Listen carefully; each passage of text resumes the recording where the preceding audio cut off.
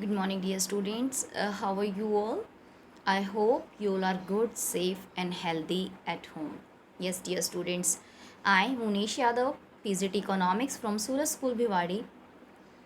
Again, we are here to discuss some new important topics from chapter 2. So, yesterday we have started our chapter 2 and the chapter name 5-year plans in India, goals and achievements. So, dear students, successfully we have completed yesterday about the directive and comprehensive planning. So have a look for the previous topic. So we have started with the economic planning, and economic planning means to divide the economic resources, to use the economic resources according to national priorities. अपनी country की priorities के according resources को use करना ही economic planning है. So why we need in India economic planning? Yesterday we have completed that our economy was very backward, stagnant, low GDP, low growth. That's why we need some plan to restart it again. So yesterday again with the need we have completed directive and comprehensive planning also. Directive and comprehensive planning, beta, both are very important. Planning in directive only market forces control the decision making parts of the country. It means there is no role of government. Okay, and in comprehensive both will be there, both will be visible, government as well as market forces. It means uh, directive shows the market economy and comprehensive shows the mixed economy.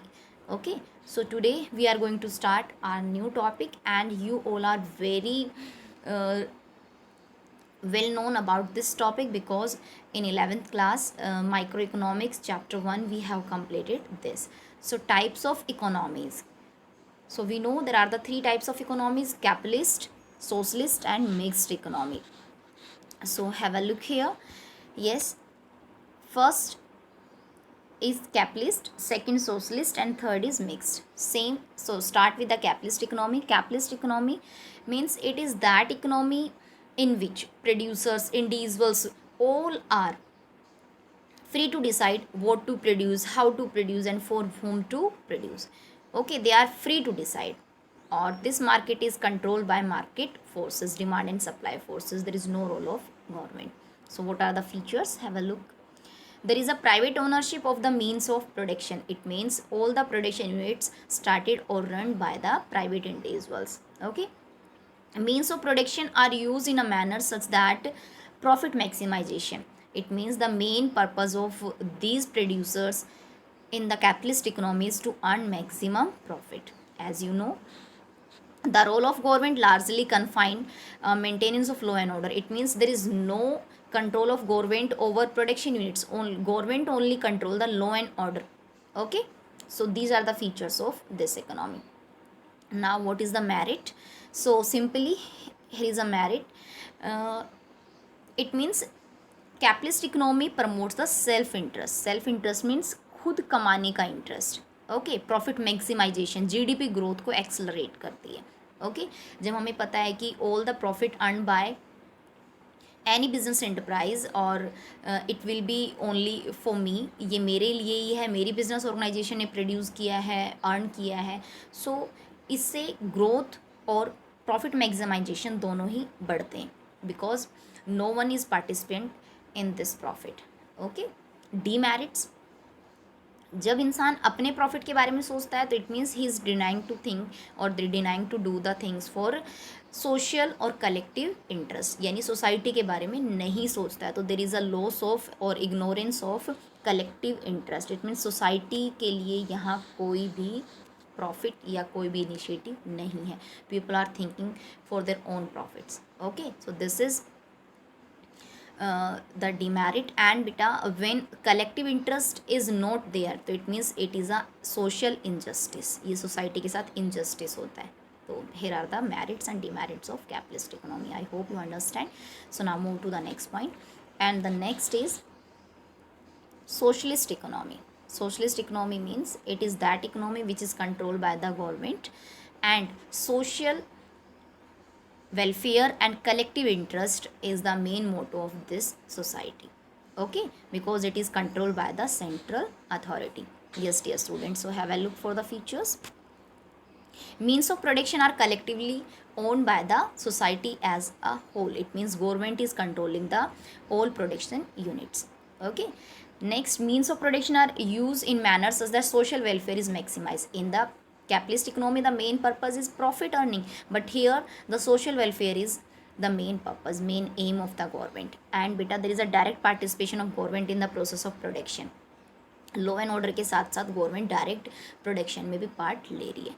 Okay, तो here are the features. So what is the merit? Merit means social economy achieves equality in the distribution of income. It means government producing goods and services for all the people, for whole society. So it is achieving, it is showing the equality, okay, and social justice.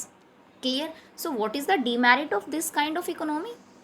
It means the GDP is in slow process because main purpose is social welfare and there is no self interest, so people are not motivated to earn maximum profit, to motivate to earn maximum production. जब पता है कि production से जो benefits है वो सबको मिलेगा, किसी एक को नहीं मिलेगा, तो everyone is not doing their 100%, कोई भी अपना 100% नहीं दे रहा है. ओके, सो यहाँ जो हमारी इकोनॉमी है उसकी जीडीपी कैसी होगी बेटा? As compare capitalist it will be slow. Clear? So only simple demerits: lacking of self interest. Social interest is there but self interest is not there, and mainly people are highly motivated towards self interest. ज़्यादातर लोग अपने self interest की तरफ ही motivate होते हैं. So only simple demerit and merits are here. And the third one is mixed economy. So what is mixed economy? It is that economy which is controlled by private as well as public ownership for the means of production. Okay, इसमें दोनों हैं, government भी है, private individuals भी है. Both are doing work for social welfare as well as for the maximisation of profit. Social justice and self interest both are available in this economy. India is a biggest mixed economy in the world. yes, so what are the features of this economy? Yes dear students, have a look for features. Yes, means of production owned by the private enterprise as well as government. Government भी control कर रही है, private enterprise भी control कर रहे हैं. In the private sector production decisions are governed by the principle for profit maximization as well as for the social welfare. Okay, private and public both are playing the significant role for the production activities. Okay, so दोनों motive यहाँ पूरे हो रहे हैं, social welfare as well as maximum profit. Okay, so what is the merit? Merit is given here. The principal merit of mixed economy is combine the capitalist as well as socialist. दोनों economy को यहाँ साथ लेकर चल रहे हैं. So social justice, equality, profit maximization और social welfare both are available here. Okay, all the points can be visible. So the principal demerit that the government sector is often inflected with corruption, leading to the low level of inefficiency, productivity. It means corruption and inefficiency in public sector will be visible in this economy.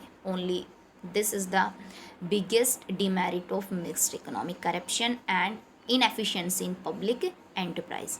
Okay, so dear students, it's all about all types of economy with merits and demerits and their features. So now next point is very important, and a 4-mark question can be asked from this topic, and this is long period and short period goals of planning in India. Today we will discuss only long period and tomorrow we will discuss about the short period goals of planning. So what are the goals, long period goals of the economy of the in the country? Yes, long period goals means these are the common 5-year plans. So you can easily recall long period goals as a 5-year plans that every government has to fulfill with their time period, जो हर government को 5 साल में पूरे करने होते हैं. So what are the main points? Yes dear students, so move to the,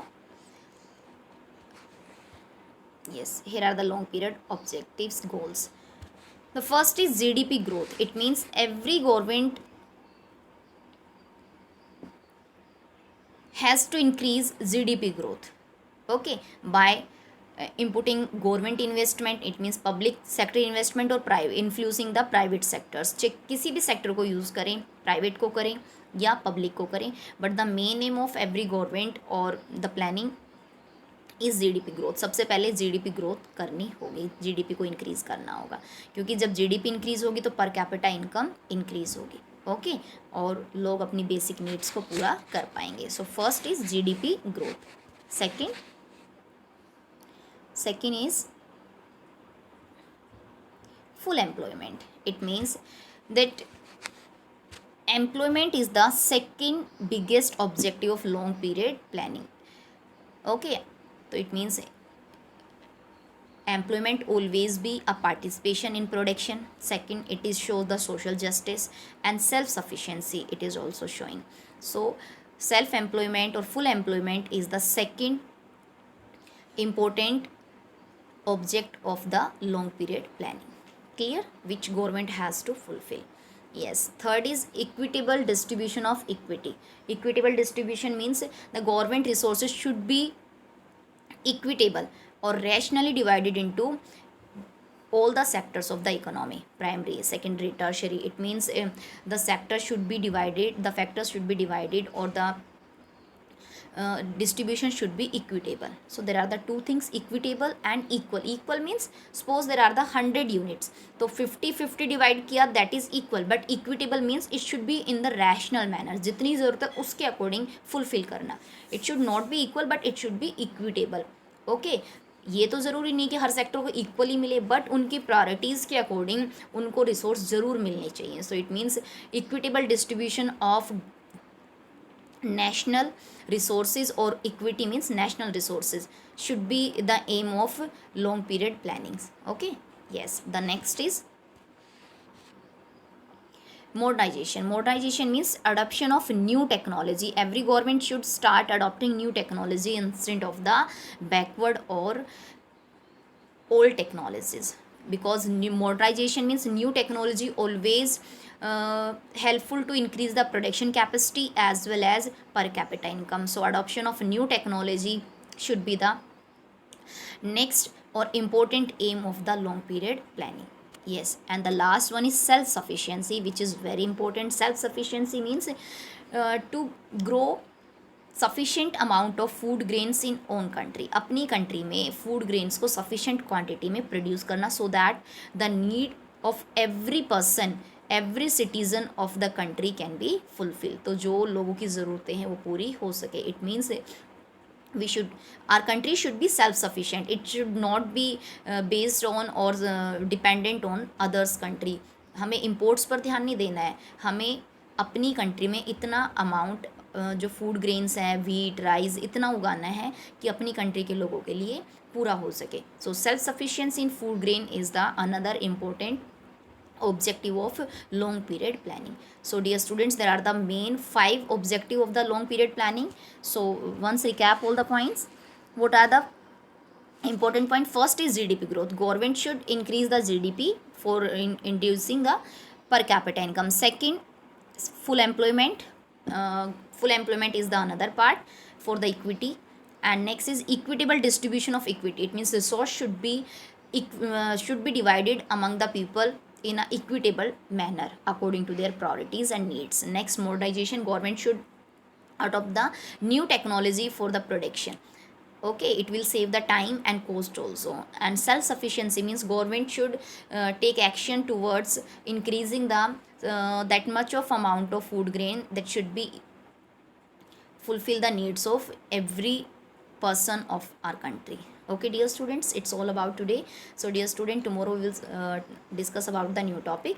So complete all the points in your fair notebook. Stay blessed, stay safe.